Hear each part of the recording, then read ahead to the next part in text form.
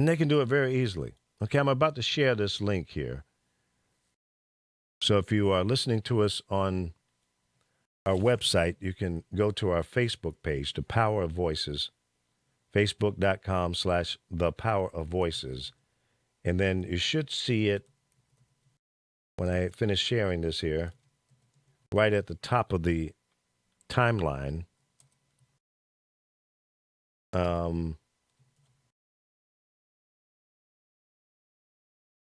Voices. I'm putting this link up here for you so to make it real easy for you. All right, now it's about to be shared on my Facebook page, which is facebook.com/Lee Michaels. And I'm about to share it on it's already up on the Power of Voices page. So if you are listening, you can go there and you can see this. And it's also on the Facebook as well, so you can search for it on there. So if you miss it as I'm playing it here, you can search for Chaos, CHAOS. Second word is CHYTIST. Okay. Now I'm going to start this thing over here. So here's running. He's walking away from the screen. Then he's walking back. And you can't tell that he's got this weapon stuffed down his pants. Now he's pulling it out. Okay, and it's a rifle. So now he's going to show you how he can load up a magazine, how quickly. So he did that in about 2 seconds. Now he's going to drop that one, pop in another one. So this is magazine number 2. And he's going for the third one. That's magazine number 3. Pulls that out, throws it over on the floor, reaching in his pants pocket, pulling in another one. That's magazine number 4. Now he's going for magazine 5. Magazine 6. All right, magazine 7. So far he has loaded and unloaded 7 magazines. Now he's going behind his back, pulls out a handgun, pulls that clip out, puts in a second one. Boom, boom, boom, boom, boom, boom. 2 clips down. Pulls out a third one. Boom, boom, boom, boom, boom, boom, boom.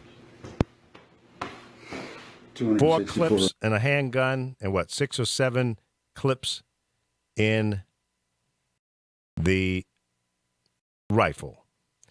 And I don't know if you could hear it, but I think he said it was 260 rounds in that short period of time. So the whole video itself was 1 minute, 37 seconds long. Now, should John Q. Public have access to that type of firepower? What do you need that kind of firepower for? To protect your home? Who in the hell is going to come to your house that you need that kind of artillery and firepower? Who have you pissed off? Who are you? Are you that paranoid? Are you living that crazy that you're that fearful? What are you doing? Were you a drug dealer? I don't have that. I sleep well at night. I'm not telling you you don't have the right, or you shouldn't have the right, or you shouldn't own a gun. I'm just saying, how many guns, how much of a gun do you need? Good old hand 38, or good 22, 45 if you want to get wild, 9mm. Who are you afraid of? How much gun do you need? I can say this. We need to enforce whatever gun laws we have. And I think in some cases we need to add some or change some things, modify some of these laws Because this guy that just bought these guns recently and killed 49 people, investigated twice by the FBI.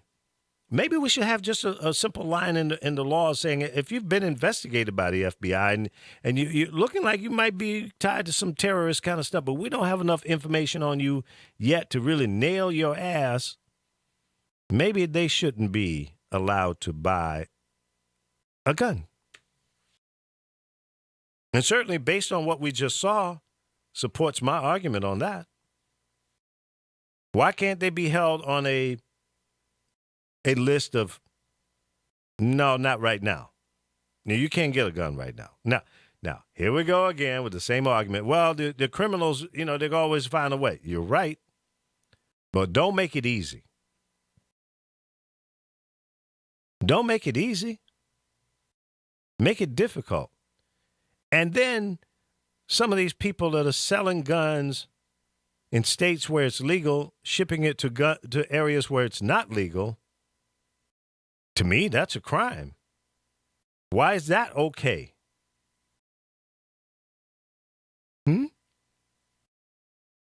Why is that okay? How is it that people in Chicago can buy guns, own them in Chicago, buying them from out of state, mail order, online, or whatever? How is that legal? How is that possible? Why do we allow that?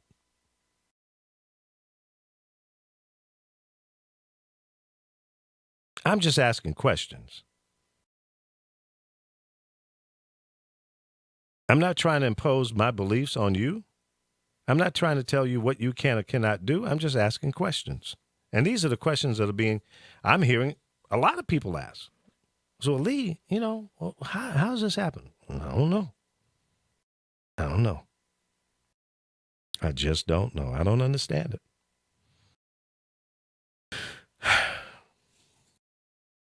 We got a lot of work to do. On the brighter side, young people, the millennials, are abandoning restaurants. Now, think about that for a second. What is Lee Michaels talking about now? This boy's always coming up with something crazy. Well, it's true. They're saying, no, man, no, don't meet me at the restaurant. Meet me down at the grocery store. And you go, what? Yeah. A lot of the grocery stores nowadays have little eating areas where you can, go over to the deli and buy a sandwich or some fried chicken, some macaroni and cheese, some string beans or whatever. Cornbread, hot rolls, iced tea, coffee, lemonade, and sit down there right in the grocery store and eat your food.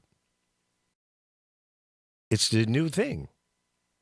And you see more and more restaurants doing it. I'm trying to remember. Treasure Island in Hyde Park is where I used to shop most of the time when I lived there. Hyde Park, Chicago area. And they had that little seating area. And I've seen it more and more all over the country. Most of these major grocery chains here in California, Ralph's and Vons and some of the others, have an area, deli area, where you can go up and buy hot food and take it out. And those two that I just mentioned, at least in the area that I live in, they don't have a sit-down area. But I guess it's probably coming because they're saying that this type of activity or grocery stores that have these the seating area that you can actually sit in the grocery store and have your lunch, dinner, or breakfast, the revenue has gone up about 30% since 2008. That's a significant increase. Now, there's a Ralph's on Sepulveda Boulevard right near the airport.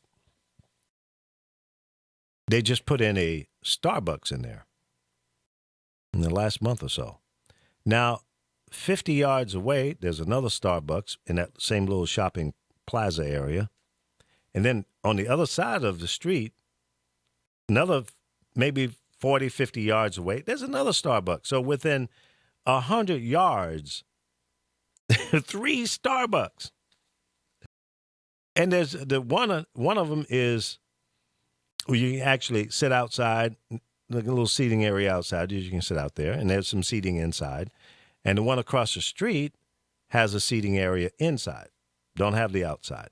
And the one in the grocery store, there's no seating area at all. But there are 3 Starbucks in 100 yards of each other. That's a lot of coffee, man. It's interesting. Very interesting how things are being marketed and the demand. I guess there's a high demand for that coffee. And it is, because I've been to before they put the one in the grocery store, every time I've gone to either one of the Starbucks, there's a line. And I'm talking about a line 10 deep. So a third one, I guess, will relieve some of that pressure. And certainly the grocery store will profit from that. But the bottom line, Starbucks making bango, boom, boom, boom, boom, boom bucks. A drunk customer, you'll love this one, leaves a $1,000 tip.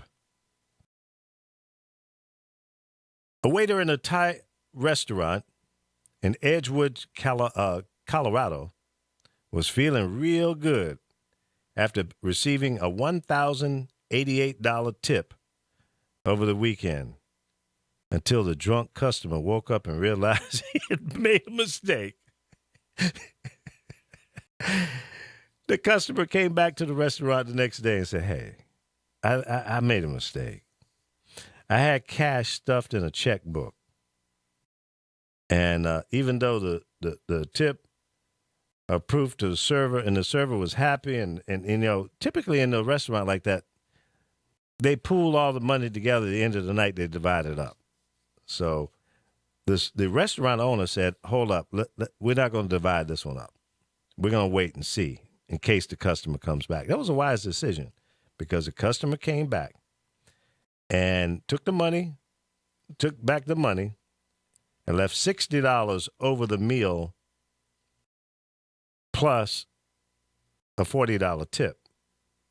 Oh, no, $60 to cover the meal and a $40 tip. So it was $100 total. Wow. The moral to this one is, don't get drunk when you can't add up the ticket and when you don't know what you're doing. He left his whole checkbook with the money in it. That's called boo-boo da foo. Another light story here. Taylor Swift, she was dating the big-time producer and DJ Calvin Harris. Now, they both are very, very successful. And they just say, hey, this ain't working out all right. No fault of yours, no fault of mine. Let's just go our separate ways. So they did. And here's a picture of her kissing actor Tom Hiddleston. I don't know how he pronounces his last name. But anyway, she has already found her a new boo-boo. Isn't that amazing? How you can go from one relationship to another so quickly. It leaves a question to me is, how did you really feel about each other? Did you really care that much for each other that you can I can kiss you tonight, and then a week later, I'm all sucky faced sitting out on the beach with a new beau? I don't know. I think it's all bovine. People don't care. Bunch of heartbreakers. Bunch of heartbreakers. That's all they are. Now, Orlando shooter, Mr. Omar Mateen, the wife helped him buy the ammo. Oh, yeah, she's going to jail. She's done. Stick a fork in her. She's done. She helped him buy the ammo. So what does that make her? An accessory to the crime. It's like robbing a bank, and you're the driver sitting out in the car waiting for the two guys to come out of the bank that just robbed the bank. You're going to jail too. You're the accessory to the crime. You helped them. You were the driver. You were the getaway driver. How dumb are people? But I love him. He's my husband. You've been brainwashed and beat down. You follow some stupidity like that. Mm-mm-mm. She's been talking to the FBI. She's been spilling her guts left and right. She's got a baby, 3-year-old son. They're considering filing charges against her. They're putting together a grand jury to now consider are there any possible charges? Well, the signs are on the wall. They're going after her. You put together a grand jury, then you're seeking to file charges.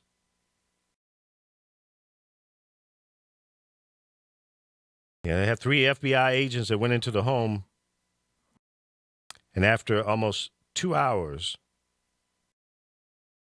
sources say federal grand jury is beginning to convene to consider charges. Mm-hmm.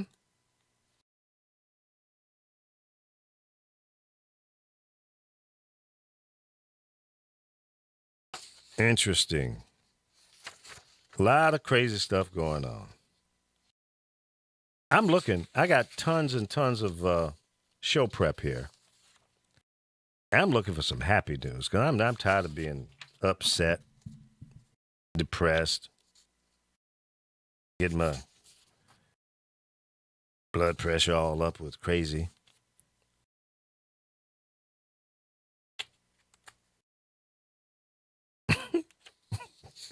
I'm not even going to touch this one. Peeing in the shower. How nasty is that?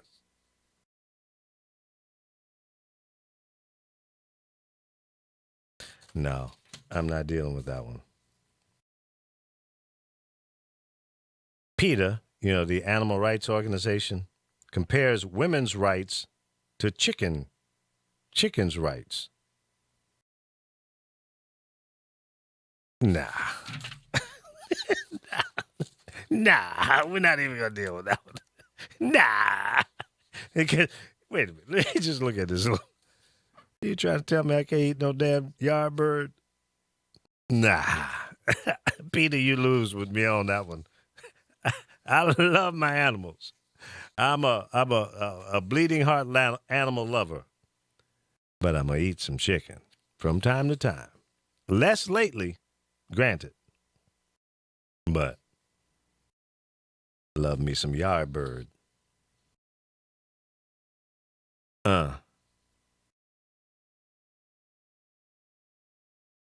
Okay. Interesting stuff, but some of it just don't make sense. Sad songs to feel good. Depressing tunes provide enjoyment, comfort, or pain to different people. Okay. Tell me something I don't know. Sad songs can stimulate positive energy and can make you more depressed. If you're already sad, you just broke up with your loved one, and one of those sad songs come on. Have you seen her? Tell me, have you seen her?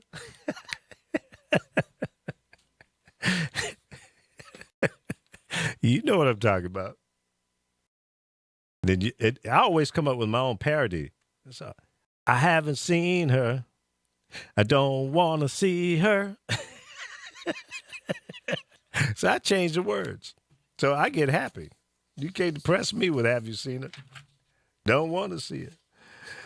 Are you addicted to work?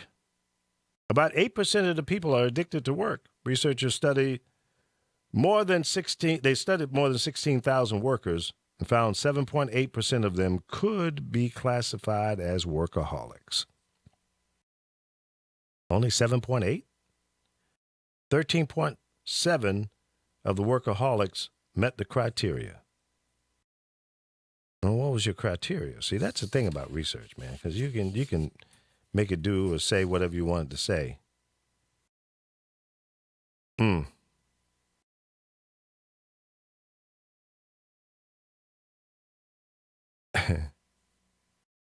Okay. Here's a woman that booked her entire wedding, including the venue, the food, the ring or rings, entertainment, and dress for $9,458. Now, that's the kind of wife I want. A bride-to-be in Seattle booked the entire wedding for under $10,000. 36-year-old woman used apps and non-wedding services. That's smart because you go to these wedding services, you're already tacking tens of thousands of dollars on the cost because they got to get paid. Put their labor in it. And also by shopping around. She managed to get everything she wanted within her budget. Good for you. Here's a couple here, a picture of them. And a picture of her shoes. That's nice. I'm glad to see that people are shopping using, is that phrase again, common sense. And not spending money just because it's easy or that you can. So a wedding, everything, kit and caboodle, for under 10 grand. So for those who are thinking about getting married, and mom and dad or Uncle Bubba saying, I'm not giving you all that money. I'm not spending $50,000, $100,000 on a wedding that you and this bonehead might not last but 2 years. Or even you're together 10 years or 20 years. I never spent that kind of money on any of the 39 marriages I've had. I ain't going to start today, damn it. All right.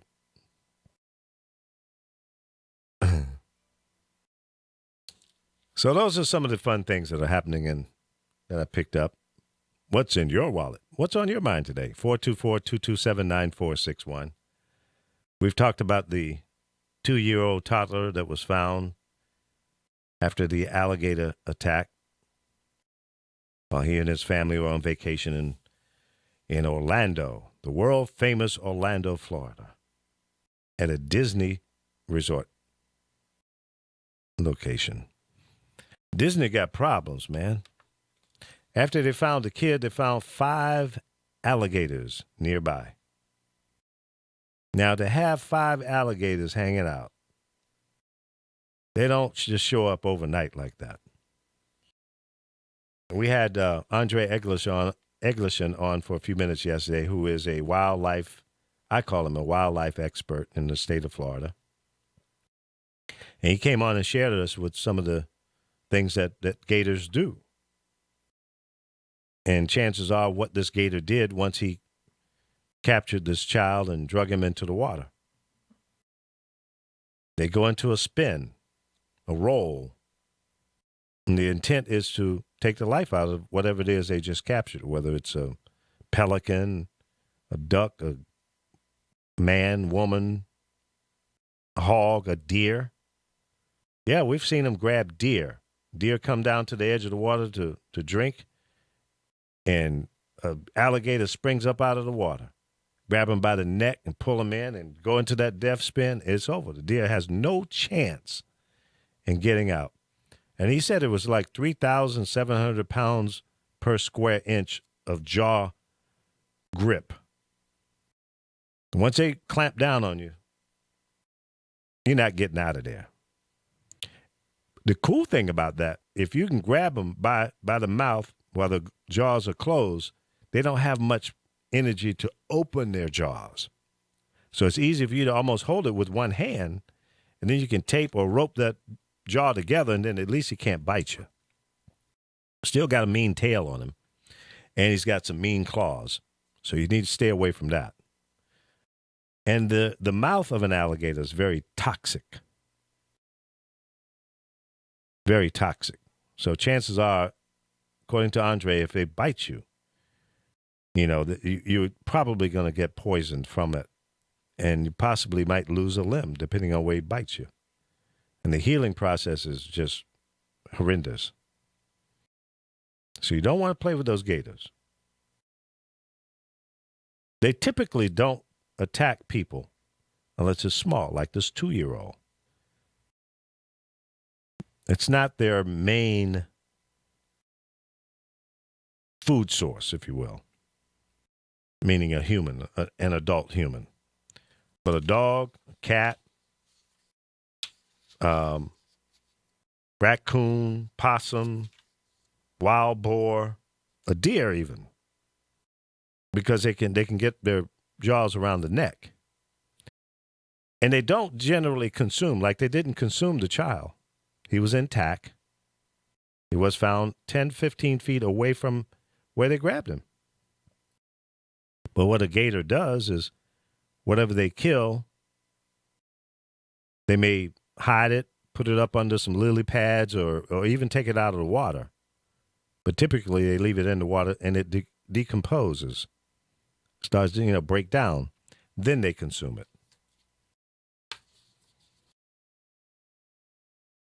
So when you go down in the Everglades especially, you're going to see hundreds of them.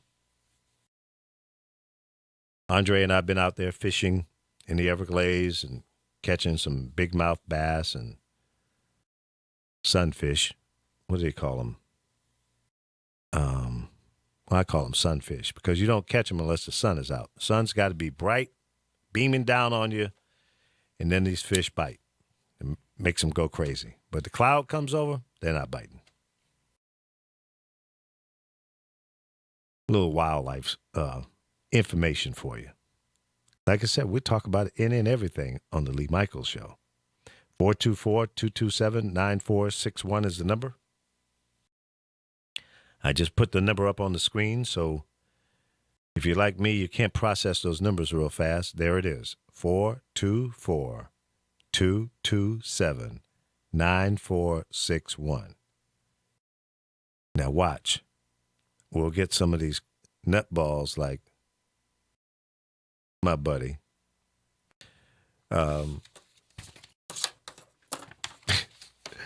Spy Boy, a wild man, Barry. They're generally waking up this time of the day. I don't know why they call it towards the end of the show. But that's what they do. I guess they sit around and listen to me first and see where I'm going. And if that's what you're doing, you better fit in where you can get in, because I might go anywhere. I might come in one day and talk about rocket ships. You never know. You just never know. I think I'm going to do this next week. So I won't be here tomorrow. But next week, I'm going to have a show. And everything on it is going to be good news, positive stuff, stuff to make you laugh, make you happy, some informative stuff. 424-227-9461. What do you want to talk about? All right. Like I said, Spy Boy. Yes, sir. I talked you up, didn't I?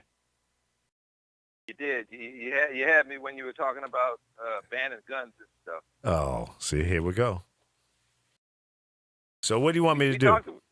We talked about this before, and you laughed at me, scoffed at me when I said that there's a slippery slope to gun confiscation. Yeah. And you just laid out the plan. That's how it's going to happen. They're gonna ban a gun that they don't like, and then there's going to be another atrocity, and they're going to ban the next gun.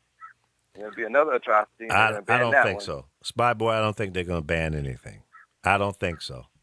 Because here's a reason why. and you know this to be true, but you're not going to want to admit it, but you know what I'm about to say is true.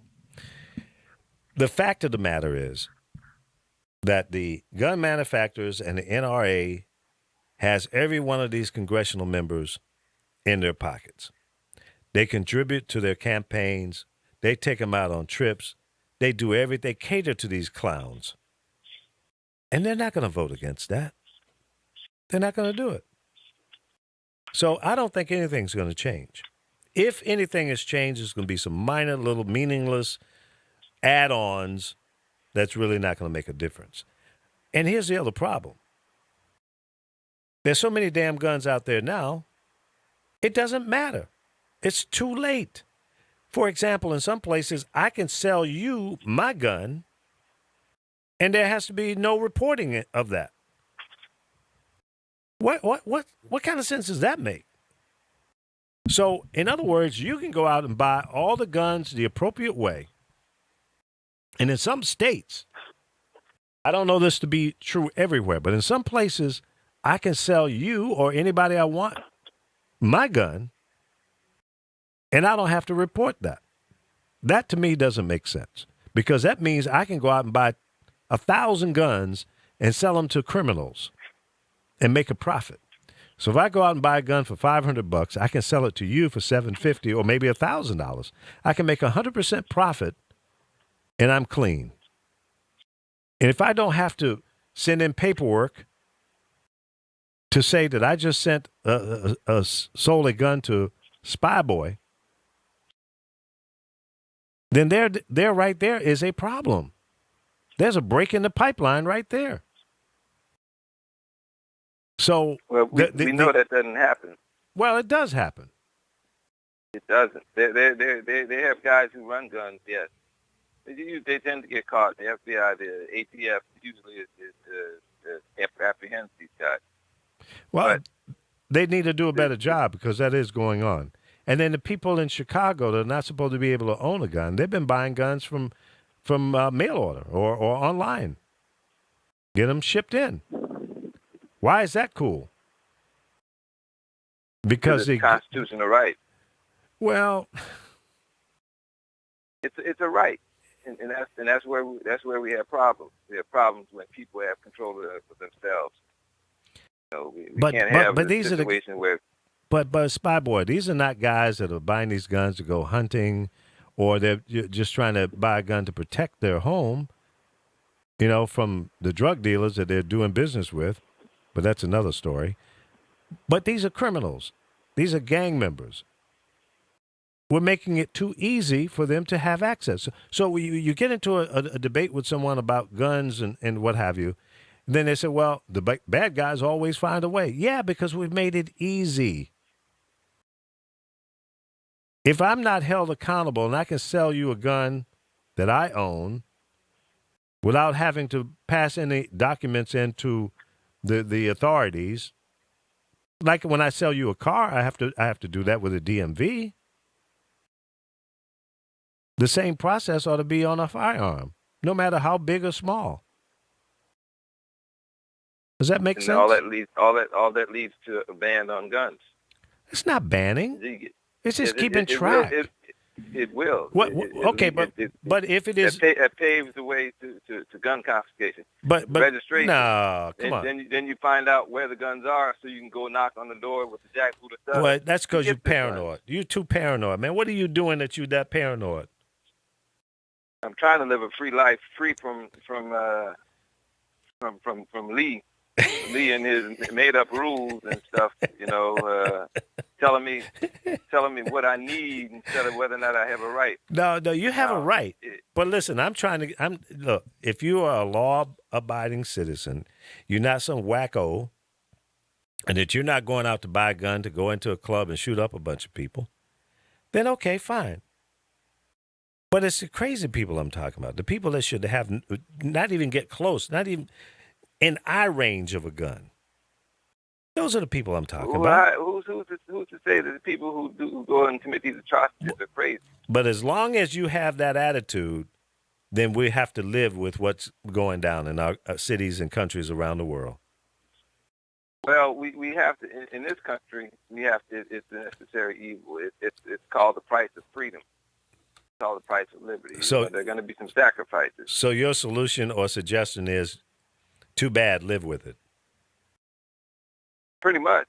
You're going to have to either you live in tyranny or in slavery, or oppression, or you live in freedom and liberty. And a gun satisfies all of that to you. That's all you need is a gun. The gun represents freedom. I can have one if I choose. Okay, I'm free. And I can. I don't own a protect gun. myself. Spy boy, I don't own a gun. I'm But you free. could if you wanted one. I'm as free as you. If you own a gun and I don't, I'm as free as you. It's my choice. So what does that has nothing to do with liberty then? No, but I'm just saying. I don't feel any different than you or someone who owns a gun. I don't feel paranoid or threatened or scared. But Lee, that's your choice. It You is. get to live. It is. So and thank God you have a choice. And I do. But what I'm saying, there are some people who don't have the choice. If you live in France, for instance, where they had gun violence, I'm not concerned about the you people don't in have a France. choice. I'm not concerned about that. I'm talking about the United States of America, where we live. That's what I'm talking about. Now, that's how they do things over there, and that's fine, and it works for them. This is what I understand about black folks in this country. For 400 years, blacks lived under the thumb of another man. We wanted our freedom. All we could dream about was freedom, freedom, freedom, freedom, liberty. Okay. We get our freedom, and here we are 150 years later, and we're giving it all away. What sense does that make? No, I'm not giving up any freedom. Yes, you are. Neither are you. You're giving up the right to choose. No, you want to give up my right to choose to have a weapon. If I want an AK-47, AR-15, I should be able to get one. You're trying to take that away from me. No, I'm not. No, I am not. You're trying to put. Yes, you are. I've simply asked a question. How much gun do you really need? If you need it just for protection, or if you need a gun to go out and do some hunting, do you need a AR-15 to go hunting? None yet. None your business. Okay, but I mean, but really, what kind of game are you hunting that you need that kind of firepower, that kind of action, a 40 clip gun or whatever it is? And I showed a video. This guy went through 7 clips on what looked like a semi-automatic. It may have been an AR-15. I don't know because I don't know the guns that well. But he went through 7 clips on that rifle and 3 or 4 clips on a handgun in less than a minute and a half. And that was a demonstration against guns, wasn't it? No, he didn't say. He just said, I went through 260 clips in whatever amount of time that was. And what was the purpose of that? To show you the power and what can be done with that type of weaponry. Right. No, you draw your own conclusion. We have a problem here. It's called the Bill of Rights. It's not called the Bill of Need. As long as you are sitting there being paranoid. It doesn't matter what you need. There's nothing. Whether or not you have a right. I have not heard one politician to say, I want to come into your home and take your guns away. I'm hearing. I'm hearing. You understand that that's not how it's going to happen. It's not going to happen. Just like they're not going to build a damn wall between here and Mexico. They're not going to export 11 or 12 million people. It ain't going to happen. None of that's going to go down. 10 years ago, I didn't have to buy health care insurance. I have to buy it now. You need it. You should buy it. That doesn't matter. If you need health care, you have to buy it. Whether I want it or not, I have to pay. Well, now you're saying that there's no ban in the works.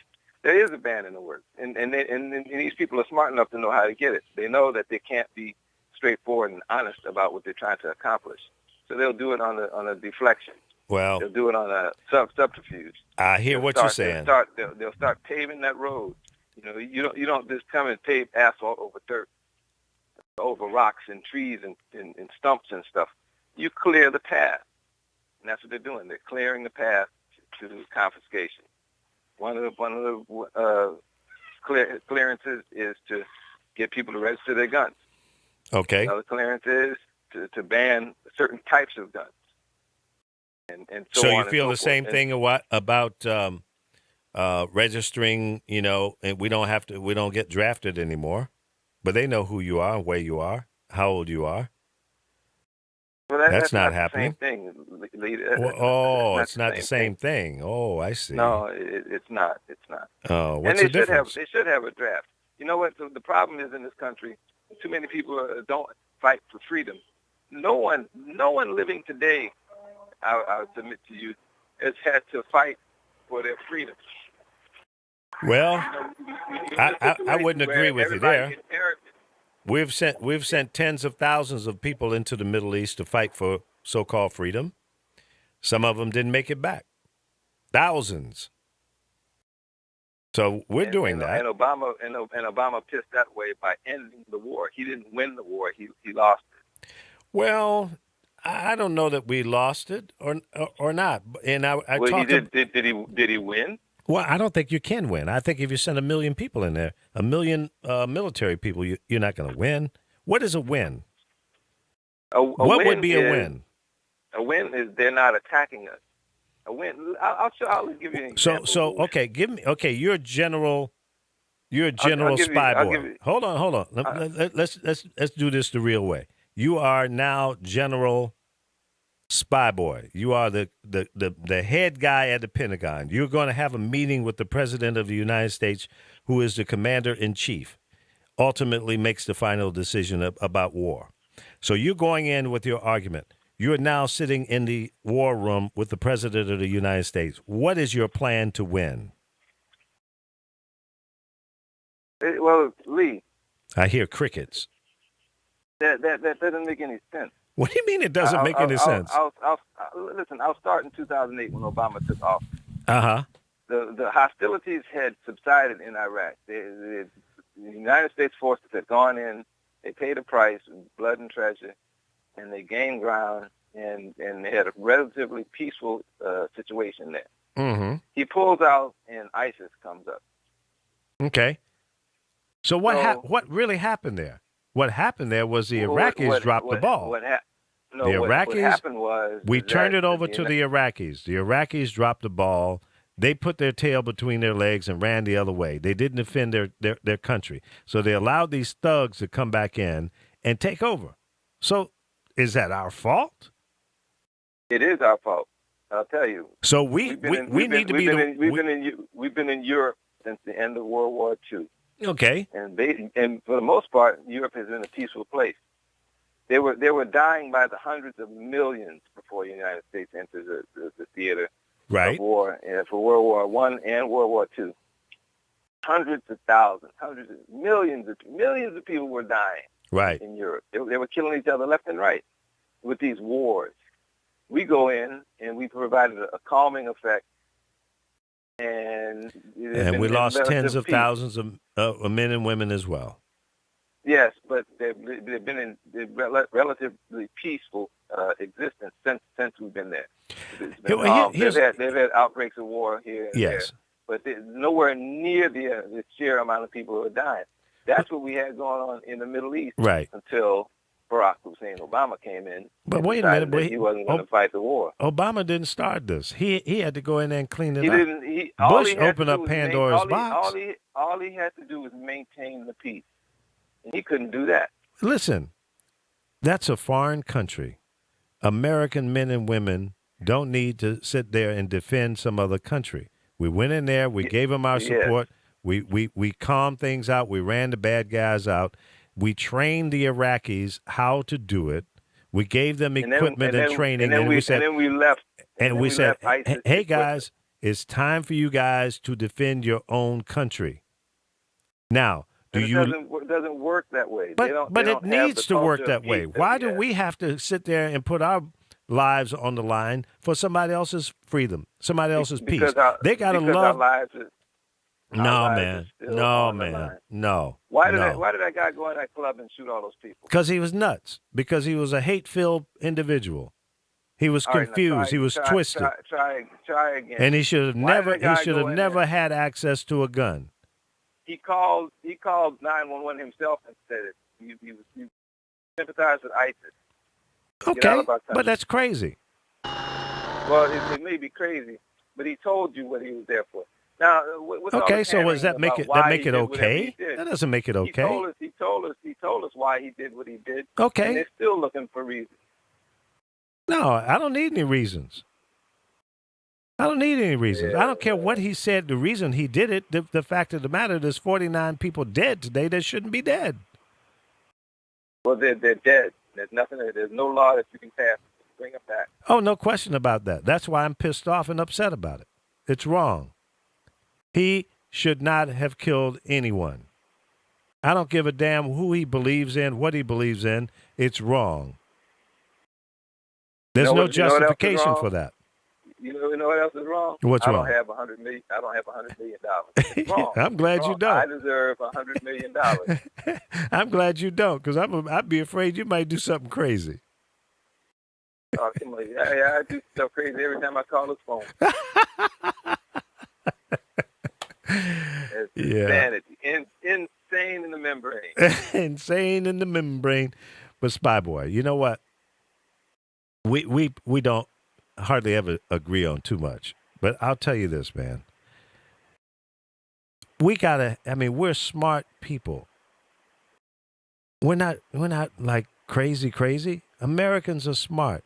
We can do just about anything we put our minds to. And I'm telling you, there's a solution, and there's got to be a way for us to curtail, to stop the violence that's going on, whether it's coming from ISIS or coming from a thug in the streets, the urban terrorists that we have right here at home. They have nothing to do with ISIS or Al-Qaeda or anything else. So that's what we need to focus in on. We need to focus in on how to bring some peace in the streets so that you don't have to buy a gun. The only reason you need a gun is because of crazy people, because somebody wants to do some harm to you. We need to kill that spirit in people. That's not true. Well, why else do you need it? Why else do you need it other than hunting? Because if you want to buy a 22 or a shotgun or a 30-30 or whatever and go out and shoot some big game, shotgun for some small game, that's fine. You need a gun to shoot people. You need a gun to if there are people that are trying to do harm to you. And there's always people trying to do harm to you. But that's what I'm saying. There lies the root of the problem. We need to get inside of those people and fix them. Then you won't be walking around paranoid. So now you're climbing into people's heads. Well, isn't that the problem? Every time one of these things go down, they said, oh, he was mental. He had some mental issues. It's like the boy in Sandy Hook. He should have never been near a damn gun. Was the kid in Sandy Hook crazy? That's what they said. They have an awful lot of crazy people out here that don't do that anywhere near that. Well, and that's probably because they don't have access to a weapon. But I thought you said that weapons are easy to get. Well, sometimes they are. But some people are so, disturbed that they don't know how. They're just out there. No reason, they have no reality. They don't have the means, the capabilities. The problem is humans are averse to freedom. We don't like liberty. Man, we don't like freedom. I'm so sick and tired of hearing this argument about freedom. I'm as free as a bird. You're only as free as you are in your mind. If you're walking around and paranoid of somebody taking away your freedom, then first of all, you're weak as a man because ain't nobody taking my freedom from me. My ancestors paid for that already. It's not going down, man. Let's move on. Lee, I know that you're a strong brother, but I'm sure that you probably had that first bale of cotton on the plantation. If they had. I don't know nothing about it. I've never picked I've never picked cotton in my life. Don't know anything about it. All right. Don't want to know about it. That's good. That shows the success of this country. Yeah. So why are we still talking about the bad old days? Now, listen, I'm a historian. I appreciate it. Ask Obama then. Well, speaking of Obama, did you hear him argue the two sides of a point? He said that he didn't want to use the term radical Islam. Okay. Then he accuses the Republicans of Donald Trump of smearing all Muslims. Now, there's a problem with that. You say radical Islam so you can delineate who it is that you're talking about. Well, we know who that is. That's a word game, man. No. Yeah, No. It's not a word game. It is. It's actually using language to describe who you're talking about. But I think that's clear, man. When we say radical Islam, we're talking about the radicals, the people on the margins. I think he has made it very clear that ISIL and Al Qaeda and the rest of those thugs, he names them out all the time. Now you and the rest of these radical. You and the rest of the Republicans. Well, what difference is it? We know they're radical. That's a play on words, man. Well, does that make words. Okay? If Obama use your words. If Obama, kids upset, yelling and screaming, you tell them to use your words. Listen, if he said exactly what you wanted him to say, it still wouldn't be good enough. It wouldn't be good enough. I mean, you'll find some other fault.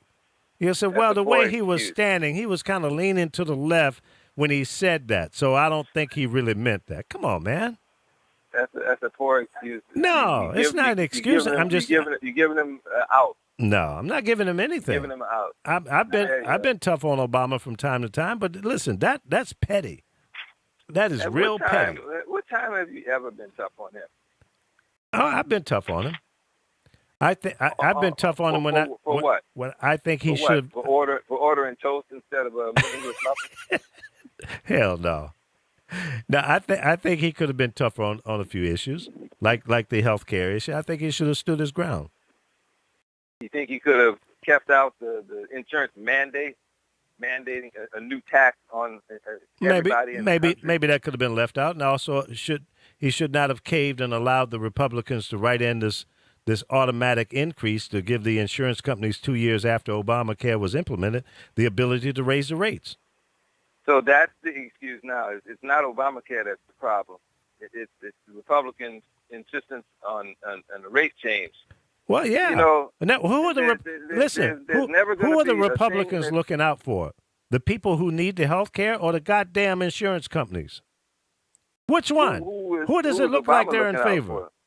Who's Obama? Obama's trying to look out for the people who need the health care. That was the whole point of bringing this program about. But the Republicans have caved in. You turn on its ear. No. You turn it on its ear. You don't want to hear it. He was told you don't want to hear it. This plan is going to increase the cost of insurance. And you know what? He ignored it. That's called politics and giving up a little bit to get something done. Every president, hold on, no, presidents preceding him all tried to put a bill through. All of them got beat down. At least he had the chutzpah, the guts, the gall to push it through, and hopefully the next president will take it to another level. Maybe that could go down if we can get a Congress that will support the next president, whether it's Hillary or whether it's the clown. One or the other. Liberal thought, liberal ideology there. Again, you want to play name games. I'm down for the people. Yeah, well, it's typical. I'm down for the people. Liberal progressive policy. I'm down. You create a bill, a program. When it doesn't work, you increase it. You don't end it. You increase it. Listen, even as much as we disagree, Spy Boy, I'm down for you. I want to make sure that you got some health care. I don't want you to have to pay an arm and a leg or beyond your means to ensure that you get the health care that you need. That's what I'm about. That's my argument. That's what I'm all about for the people, for the hardworking people who made sacrifices, that go to work every day and not getting the kind of pay that they should and deserve. They make the sacrifices. Do you know why they're not getting their pay? Yeah, they're paying for social programs for other people. Oh man, one thing has nothing to do with the other. One person is paying for the next. No, and it all comes out of the middle class. No, this inflation that you see coming down the line. I tell you what, because of Obamacare. I tell you what, you increase regulations, you increase the cost of doing business, you increase the price of products. Spy Boy, when these companies, these major corporations, American companies, bring the money home, take it out of the Swiss banks and offshore banks, keep from paying taxes, Bring the money home so that money can circulate through the economy again and again and again. Pay the people that are helping them create billions and trillions of dollars. Then guess what? America wins. The people win. The middle class grows. Poor people will disappear. The rich people will continue to be rich. There's nothing wrong with that. I'm not saying I'm not. That's a utopia that doesn't exist. Well, it doesn't exist because they don't want to do it. No, it doesn't exist because it won't happen. Well, it may not, but it should. It can't should happen. Human nature says it's not going to happen. Well, it's not because of rich people holding money offshore. Yeah, it is. Money offshore doesn't have anything to do with it. Well, the more money that they put offshore that's not circulating through this economy, that's not coming back to you, they're in New Orleans. That money that's offshore, a lot of that money was earned overseas anyway.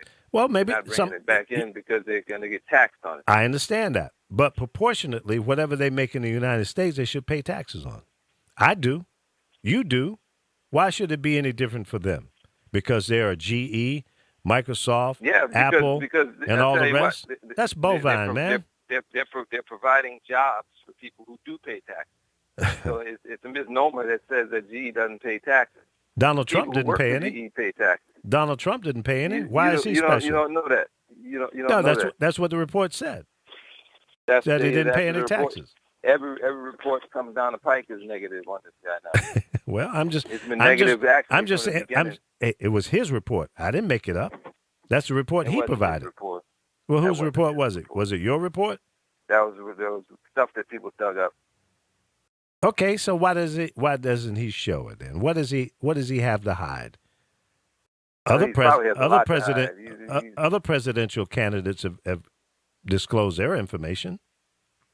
Yeah. Well, so why should we trust him? That's why he's because his name is Donald Trump? Because he's allegedly a billionaire? Maybe he isn't. He knows how to play the game. He knows that. Well, I don't like that game.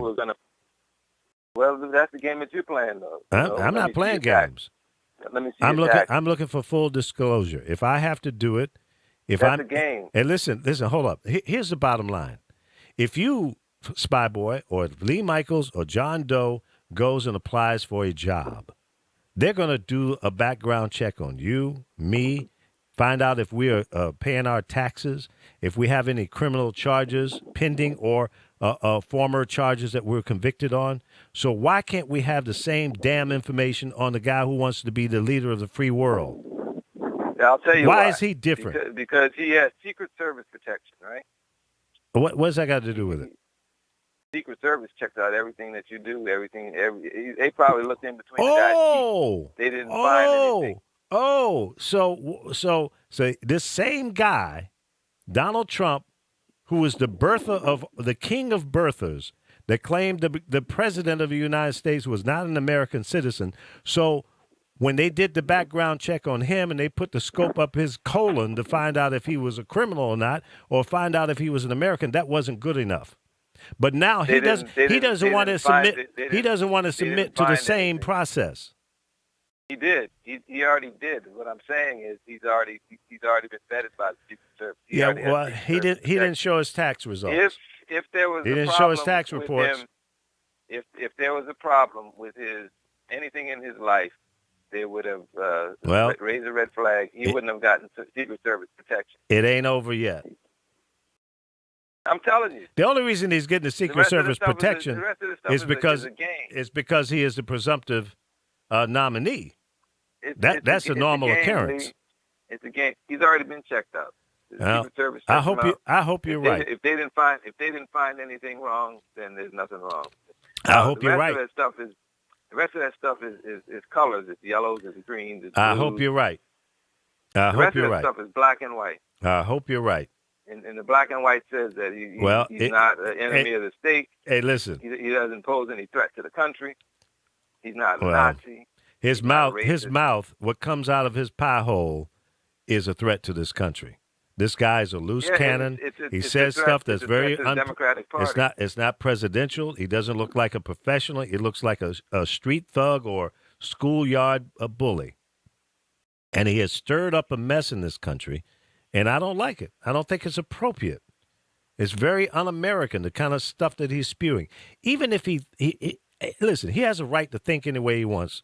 This is America. He can think any kind of way he wants. But there's certain things Obama you runs just down don't. America, that's pro-American when he runs down America. What? When Obama runs down America, he said it the other day. America has been a good country always. We've done things wrong. Well, what's wrong with self-critique? What's wrong with being honest? Are we perfect? Because on a large perfect? scale, on a large scale, you don't do that. Oh, you don't do that in front. Oh, but it's okay when Donald Trump does it. No, he says he wants to make America great again. Yeah, America is great. Can we become better? He said. Can we become better? He wants to do it. He wants to do it maybe again. we can make America better, but we are already great. We are the most powerful country in the world. I know you're a DJ. We do more of that goodwill than anybody else. Get back, Jack. Do it again. You gonna make us great again? No, dude. We're already great. Why can't you wrap your arms around that? We used to be great. We are great now. We used to be great, but you know what we do now? We withdraw. We're great now. We're gonna leave. Well, let me ask you this: why in the hell does every country in the world come to us when their ass gets in trouble? Why do we have to be the guys to the rescue? Because we're great. Because we know how to do it. Because we have the best military with some of the best minds in the world. We know how to do it. So America is great. We have the best political system in the world. We have the best economic system in the world. Oh, okay. So now you're coming. Repeat after me, Spy Boy. America is great. Come on. You can say it. America is great. I agree. Now, can America become better?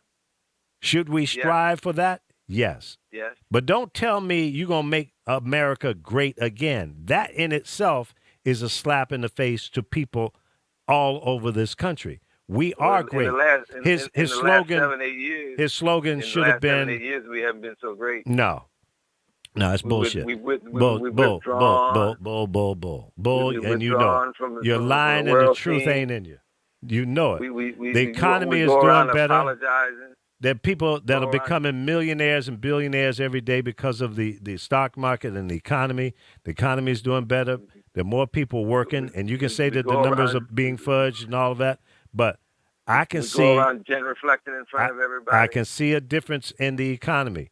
When I ride up and down the streets here in California, when I ride up and down the streets in Chicago, Atlanta, New York, Miami, San Francisco, Houston, Dallas, all over the country, I see people spending money. So the economy is not dead. It's a lot better. The stock market is up 10,000 points over what it was when this president took over. So you can't say he hasn't done some great things. I reject that. It's a lie. It's not true. What did he do to get the economy? Look at what is going on. The results are in front of you. Look at it. You can see it. What was his policy then? He did a lot of things. Bail out the automotive industry, and they paid the money back, so it wasn't a bad investment. Hello? That wasn't a bad deal. People lost money. Okay. And there are people who are dying in war. So what's your point? Spy Boy, you can't have it both ways, man. You guys just got to stop this. See, you wonder why you need a gun and why you feel so paranoid and you feel that people are trying to take away your liberties and all that. It's because you guys are just, you're twisted. Come on, man. Take it easy. Exhale. Let it go. Let it go. Are you suggesting that there are people that want to take me out? No, I'm not suggesting. Right. I'm just saying that you're a little paranoid, man. Take it easy. Stop drinking that coffee, that Louisiana coffee. No, that moonshine or whatever it is. I see our freedom under assault. Oh man, ain't nobody proved it. Thinking about your freedom? Come on, man, take it easy. Yeah, it is. Obama took it. What did he take from you? I have to pay the tax because I don't have insurance. Well, buy the damn insurance, and then you don't have to pay the tax. That's another tax. No, it isn't. You need health care. Yes, it is. You need health care. So what? So If I need it, I'll get it when I want to get it. I don't want to get it Okay. because I'm forced to buy it. Okay. Well, it's a better deal if you buy the health care. Then you get what But you need that's when not you the, need you it, see, and then and you don't have you to be confuse paranoid about the tax. you One way or confuse the the other. arguments. No, one way or the other, Spy Boy, you're going to have to spend some money. So spend it towards your best interest. Well, let me figure out what my best interest is. Don't tell me what my best interest is. You know what it is. You're just being stubborn. Well, that's up for me to decide. It's not up for the It is. president It to is. decide. And he's giving you that choice. He didn't give me a choice. He took my choice. No, he didn't. You still Yes, have he a did. choice. You can pay the No, tax, you don't. or you can buy some insurance. If That's not a choice. hold on, it is a choice. It's always a choice. That's not a choice. And if you if pay the, or you pay or you pay. who's the governor in your state? John Bell Edwards. Okay. So what you need to do is pick up the phone and call John. Say, John, why is it that the insurance rates are so much higher here in the state of Mississippi than in other states like Nevada and some of the others? Now, if I can move to Nevada and get insurance for $100 a month, which would be a lot less than what you have to pay there, then why is it that it's so much higher in Mississippi, Mr. Governor? Why is it? Why is it so cheap in Nevada?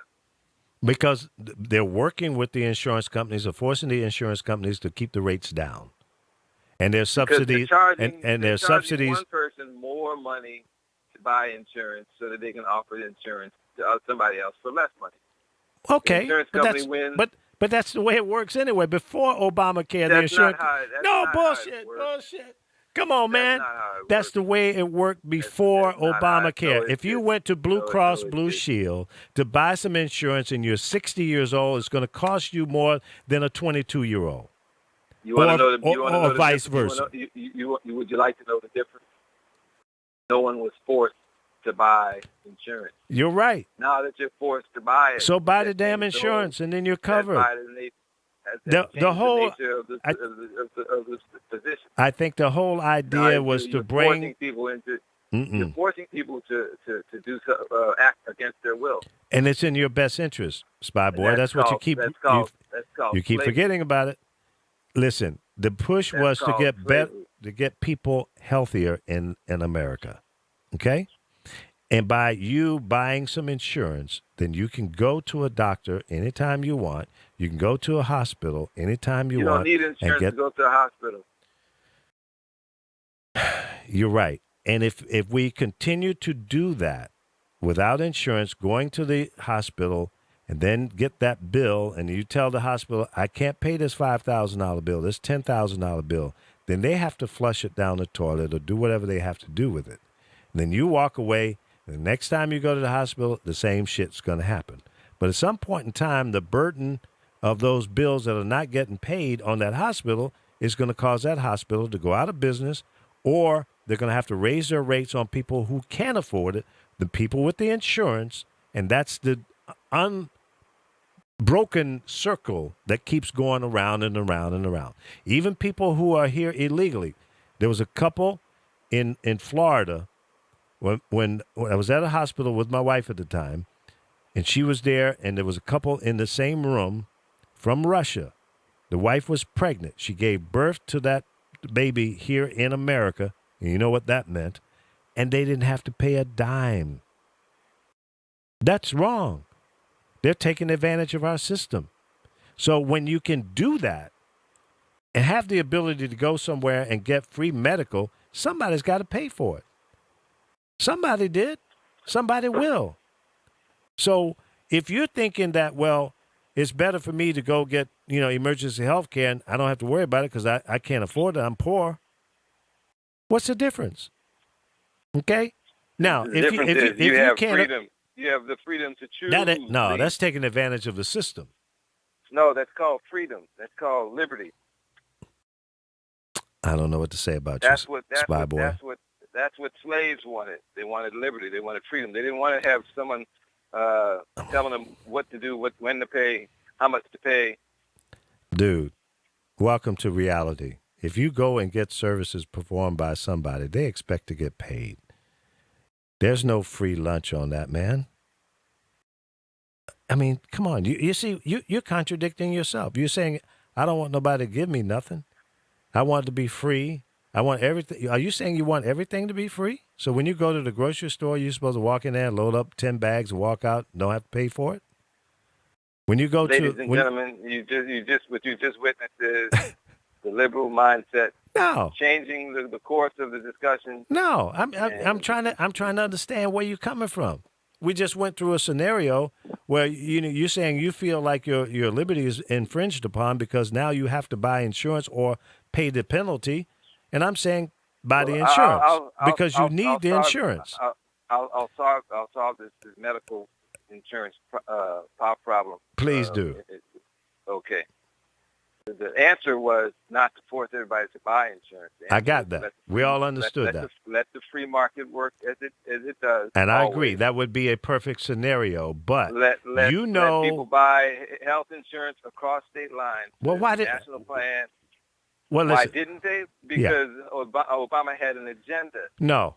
Why didn't the insurance companies have this available? This free market thing that you're talking about. It was already there. They ought not to give you that opportunity. It wasn't. Those states breaks. Were allowed to. The states were allowed to manage their health insurance policy.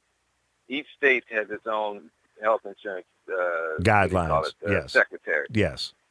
So so it's a statewide thing. Right. The answer was to nationalize it, to allow people to buy health insurance across state lines. State lines and all that. Yep. Exactly. And that way, what you have is then you have a true competition for money. Exactly. But no, we couldn't do that because the states. Because the Republicans allowed the insurance company to lobby and convince them that, hey, look, we're not going to give you this money if you don't support us on this. Now, we got to do some pushback on this Obamacare thing because, we're going to lose some money.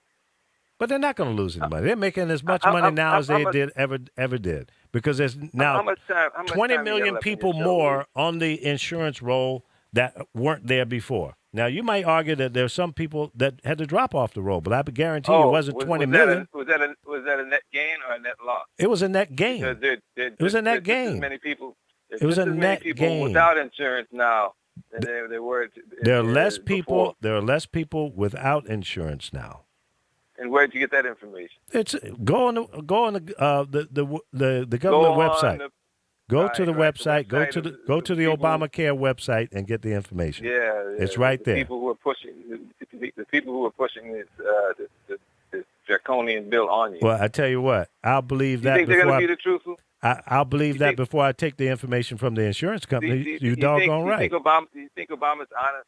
You think he'll tell you Yes, the I truth? do. I think he's telling the truth. Ask him what happened. Ask him what happened in Benghazi. Well, we know what happened. We know what happened. There was a protest. It was a video. Apparently, in the beginning, as with any breaking news, what it appears to be might be one thing. After you investigate, you get some intelligence off the ground at the point of interest, the point of where this activity is, then you become more informed. And yes, the narrative did change. So what's the problem? What's the problem? Allow me to pivot away from one problem and move to another one. I'm standing outside. I'm standing outside. It's about 95 degrees out here. Okay. There are white fluffy clouds floating in the air. Right. And probably some rain clouds. This is southeast Louisiana, so there's probably some rain clouds on the way. Right. It's been this way. I'm in my 50s. It's been this way since I was a child. Right. It was that way before you were born. That's right. Mm-hmm. So where's the climate change?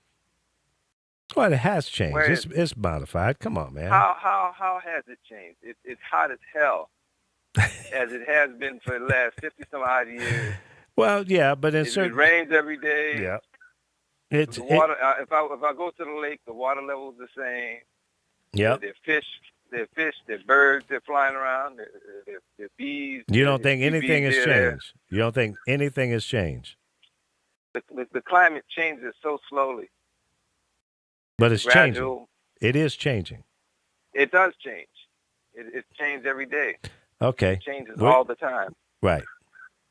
The climate change. Did you hear me? Can I say that again? You want me to say that again? No. What you're not looking at is you're not looking at the big picture norm change. Okay. Now, where you're standing right geez. now might look pretty normal, but if you look at it statistically, there probably is a variance in there somewhere, even where you are, even where I am right now. You know what the variance is? It's 2016. It's not 1976. And the difference between 1976 and 2016, I guarantee you there's some differences. Nothing. Okay. Well, there's no change at all. Then you don't the hottest believe. summer I spent was in New Orleans in 1976, 1975, Uh-huh. 1974, 1973, 1977, 1978, 1979. Every summer that I've ever spent in New Orleans has been hot. Well, that ain't going to change. It's because that's where you are as it relates to, the way the world is structured. You're closer to the equator. And if you go 100 or 500 miles or 1,000 miles further south, you're going to feel something different. So help me out now. There was the ice age. They had the glaciers that covered most of North America. Mm-hmm. And the climate has gradually warmed ever since then, right? Well, that's what scientists are saying. There are changes. So they don't know what they're talking about. Is that what you're saying? What's the problem then? The problem is that the pollution and the toxins and what have you that we're putting into the air is having an effect on your life, whether you want to put your arms around that or not. There are new diseases that we're dealing with. At an old stage, you taught me a term for that. What was that? The old stage said bovine excrement. That ain't bovine. That's real. That's cute. Bovine. That's real. That's real bovine. deal talk, brother. You just don't want to bite it.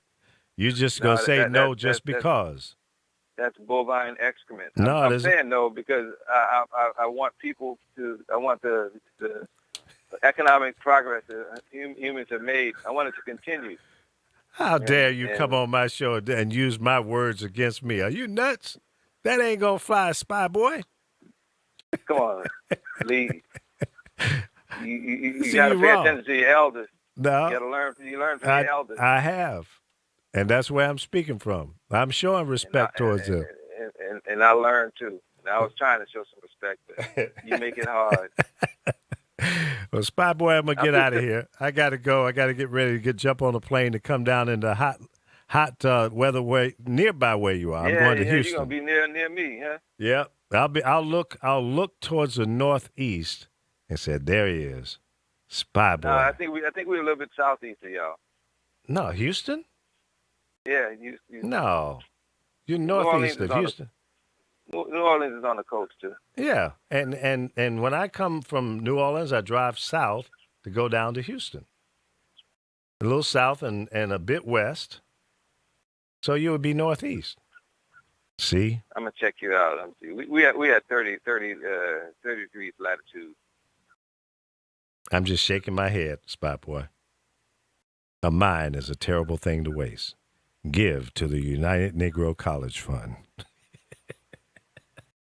Forget that, man. Just give, okay? Give. You sounded like a liberal now with your hand out. See how you do? You want to be a conservative, a Republican, and then you got your hand out. Get out of here.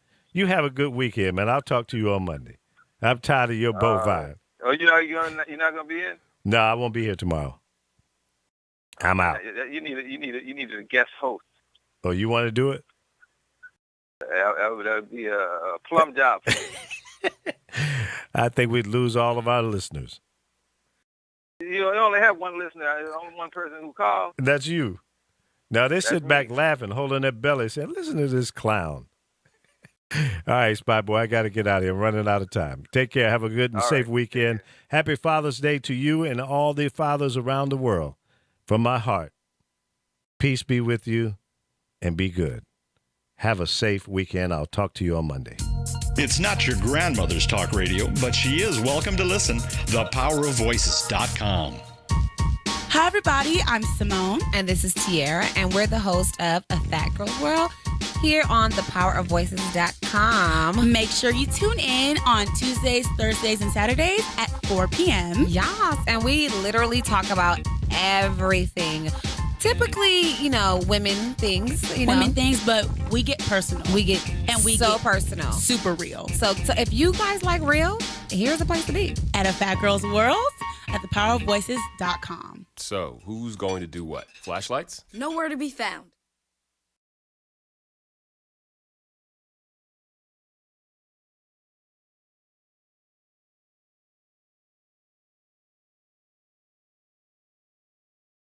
And happy Father's Day to all the mothers.